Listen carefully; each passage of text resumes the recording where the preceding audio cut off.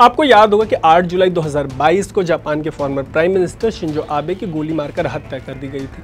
ताज़ा मामले में जापान के current prime minister Fumio Kishida पर हमला किया गया है, उनके ऊपर स्मोक बम फेंका गया है और इसी हमले के साथ साल भर के अंदर जापान के प्रधानमंत्रियों पर हमले का यह दूसरा मामला है। ताज़ा हमले की पूरी जानकारी के साथ आपको इस स्टोरी में ये भी बताएंगे कि भारत के इस मित्र देश के फॉर्मर प्राइम मिनिस्टर आबे के साथ क्या हुआ था। ऐसी ही ज़रूरी स्टोरीज़ के लिए आप अनकट को फेसबुक, यूट्यूब और इंस्टा पर फॉलो और सब्सक्राइब करना मत भूलिएगा। ताज़ा मामले में जापान के पीएम फूमियो किशिदा पर शनिवार सुबह एक व्यक्ति ने स्मोक बम फेंक दिया। राहत की बात यह है कि इस हमले में उन्हें कोई नुकसान नहीं हुआ है। जापान टाइम्स के मुताबिक किशिदा जापान के वाकायामा में एक इलेक्शन रैली में भाषण देने पहुंचे थे। पिछले साल हुए आबे के असैसिनेशन के दौरान भी कुछ ऐसा ही हुआ था। वो स्पीच दे रहे थे और तभी उनको गोली मार दी गई। वहीं इस मामले में स्मोक बम के धमाके से अफरा तफरी मच गई। राहत की बात यह रही कि सुरक्षा बलों ने तुरंत पीएम किशिदा को सुरक्षित बाहर निकाल लिया और इससे कुछ देर बाद जो संदिग्ध हमलावर है उसको पकड़ लिया गया।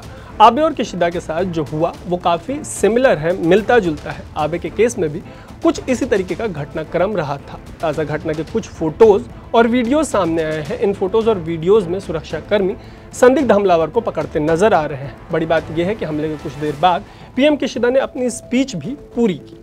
लेटेस्ट अपडेट्स के मुताबिक जापान की पुलिस ने फिलहाल हमलावर से जुड़ी कोई जानकारी नहीं दी है। मीडिया में आए एक पुलिस अधिकारी के बयान से पता चला है कि हमलावर की पहचान अभी तक नहीं हो सकी इस स्टोरी के रिकॉर्ड होने तक। हालांकि उसे गिरफ्तार कर लिया गया है और उससे पूछताछ की जा रही है। पता लगाने की कोशिश हो रही है कि वो कौन है और हमले के पीछे का मोटिव क्या था। अमेरिकी मीडिया ऑर्गेनाइजेशन CNN की एक रिपोर्ट के मुताबिक हमलावर युवक को काम में बाधा डालने यानी ऑब्स्ट्रक्शन ऑफ बिजनेस के आरोप में गिरफ्तार किया गया है।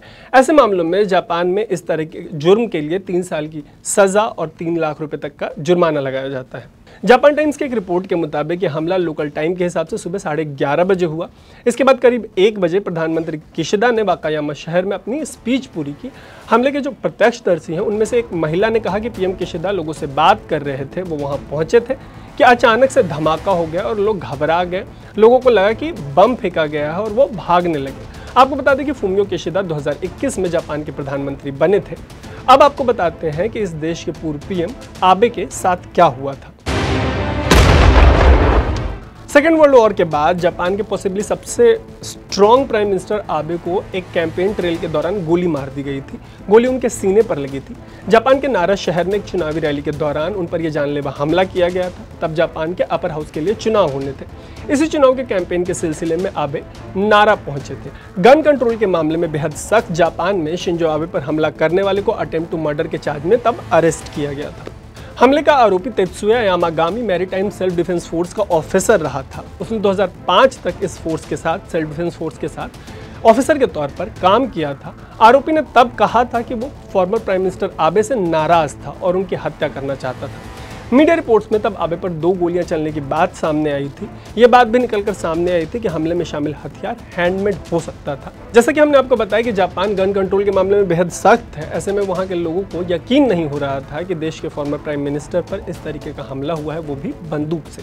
लेकिन उससे भी ज़्यादा चौंकाने वाली बात यह है कि सेकेंड वर्ल्ड वॉर के बाद बेहद शांत रहे जापान जैसे देश में 1 साल के भीतर 2 प्रधानमंत्रियों को हमलावर अपना निशाना बना लेते हैं।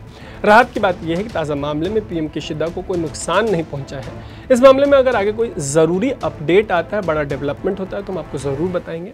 ऐसी स्टोरीज़ के लिए आप देखते रहिएगा अनकट। मेरा नाम है तरुण।